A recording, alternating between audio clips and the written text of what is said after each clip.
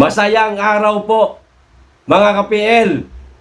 Abay, hindi lang pala tayo mga mamimili ng bigas ang nagrereklamo kay Dayunyor. Maging ang ating mga kababayang magsasaka. Partida na, magsasaka pa yan. Abay, nabibigatan rin. O eto, may reklamo o sila kay Dayunyor. Hoy, Dayunyor. Ang gulo ng administrasyon mo. Pahirap sa tao ang administrasyon mo, Dayunyor. Di ka ba nahihiya? O ito po, dalawang video. Una, mga kababayan natin magsasaka. Pangalawa, at kagaya natin na mga mamimili ng mahal na presyo ng bigas. O panoorin po natin at idaan na lang po natin sa tawa, mga kababayan, itong inis natin dito sa napakamahal na presyo ng bigas. O pero bago natin to simulan, makikisuyo sa mga kababayan natin hindi pa nakasubscribe. Baka naman. At paki-click na rin ang notification bell para updated sa lahat ng upload. At huwag niyo pong kalimutan, palike na rin po sa video. Maraming salamat. Makikisuyo lang po. Ito yung bagong Pilipinas. Bagong Pilipinas. 80 kilo ng bigas. O panoorin na ho natin. Idaan natin sa tawa. Pasok! Kami mo'y klaro nga real talk. Ang presyo sa humay, perting baratuha. Pero ang presyo sa bugas sa merkado, perting bahala. Asa man ang hustisya karon? Ang gasto sa mag-uuma, dili basta-basta. Kahago, singot o kakapoy gikaya aron mabuhi ang pamilya. Pero ang among humay, paliton ra og barato. Mag-unsa naman mi aning pobre. Mahal na presidente, dungga in taon mi. Sabi ni Bongbong, malalo lang ako, pilitin ko 20 na lang bigas. Grabe naman ginawa ni Marcos.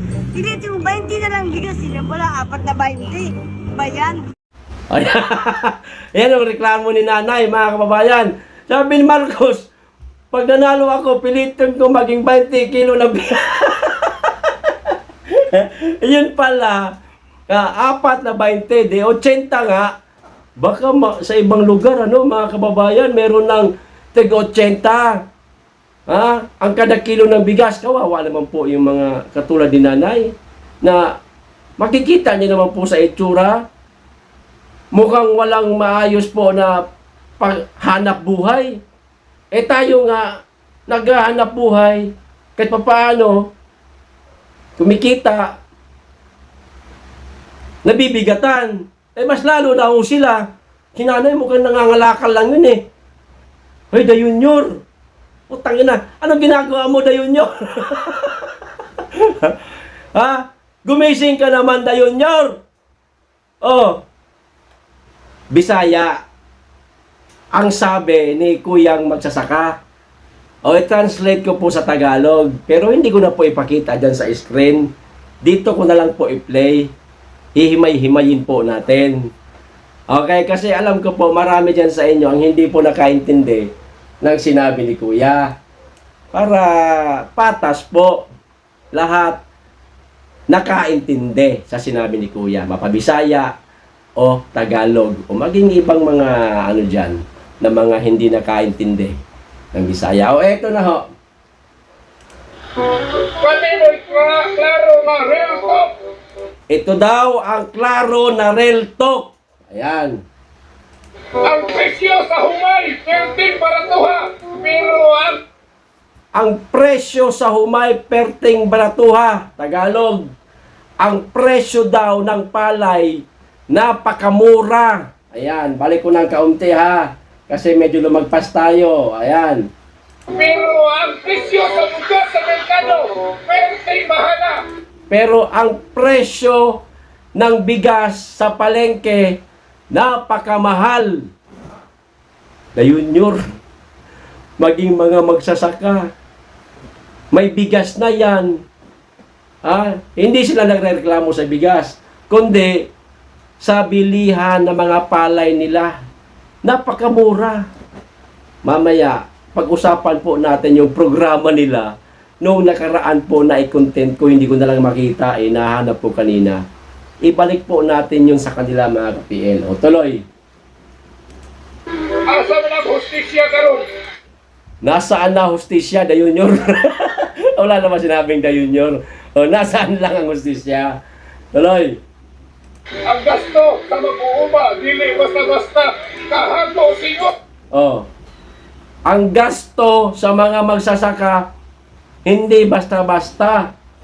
Pagod, pawis, siguro nakulangan si kuya, bilad sa araw. O, ako na lang magdadagdag. O, tuloy ko. Ang pagkapoy ginaya ang O, pagod, ha? Kinakaya.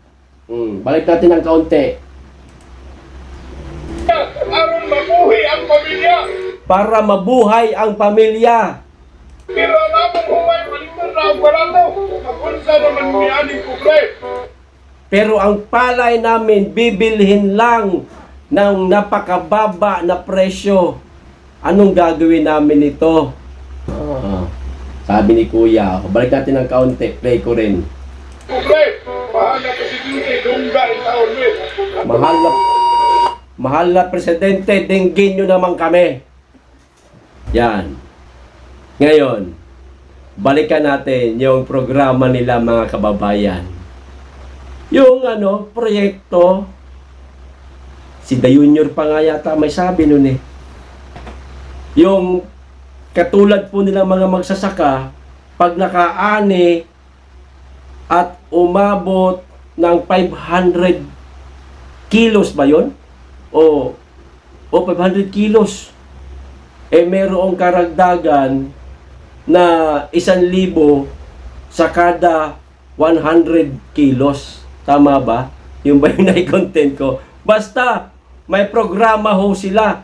At dapat, yung palay na ipatuyo sa mga hindi sa bilad ng araw ha, kundi doon sa merong facility na patuyuan ng palay, makina ho siya. Yun ay magiging mahal ang presyo. Nakalimutan ko kasi yung pangalan nun eh. Kaso wala naman tayong makinaryang ganun sa bansa. O dito lang sa amin, wala naman ganung makinarya. Wala rin kwenta yung programa nila. Balik sa dating presyo, magkano ba presyohan ngayon? 16? O pagpalagay natin 19. Magkano ang presyo ng bigas sa merkado? Sabihin na lang natin 60. Huwag na natin ilagay yung dos. Ha? 62 dapat yun eh. 60 na lang.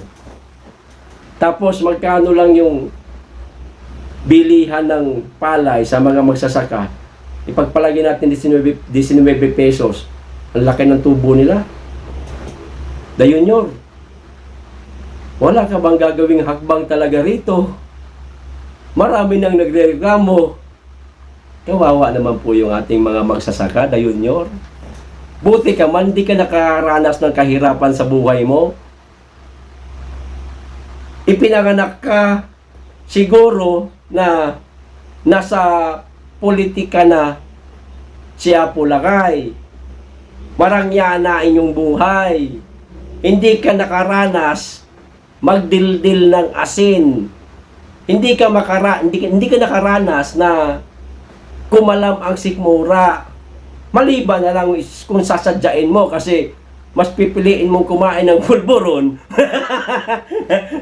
kaysa sa kanin. Pag sinadya mo, magugutom ka talaga. Pero kagaya namin na mayat maya naghahanap ng kanin at ulam, minsan walang masumpungan, nalilipasan ng gutom.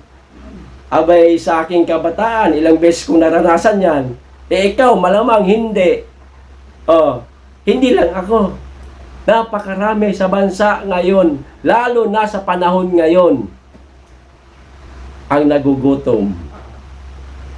Huling tala ng survey, tumaas ang bilang ng mga kababayan nating nagugutom. tumaas din ang bilang ng ating mga kababayang nawalan ng trabaho. Nasaan yung ipinagmamalaki mo ngayon? Na sama-sama tayong babangon muli. Walang bumangon na Junior. Kayo lang ang bumangon. Kayo nila Mel Yunario ang bumangon. At lahat ng mga nakapaligid sa iyo na sip-sip. Yan. Pero kaming mga pobre, eto, nagtitiis sa hirap. Nyor, kung hindi mo na talaga kayang patakbuhin ang bansa, meron po tayong vice presidente, baka nakakalimutan mo. Pamalit po yan sa inyo. Kung hindi nyo na kaya, huwag mo nang pilitin, Nyor. Huwag ka nang magpanggap na kaya mo pa. Umamin ka na lang, Nyor. Day, hindi ko na kaya, Day. Tapusin ko na lang siguro tong sona ko, Day, kasi sa sona ko wala akong masasabi. Wala man ako nagawa, Day. Yung sinabi ko nung nakaraang sona, wala mang natupad. O ikaw na, Day, ikaw na ang pumalit. Sana gano'n na lang, Nyor, no? Kung di mo na kaya. Yun nga, ilang beses ko inuulit-ulit, Nyor, kung hindi mo na kaya, edi, pass your paper na. Gano'n lang. Para masubukan naman ang galing ng iba.